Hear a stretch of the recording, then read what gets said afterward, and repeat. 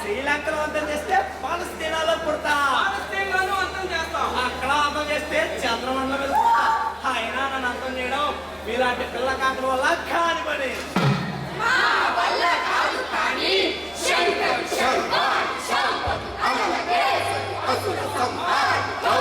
Sundar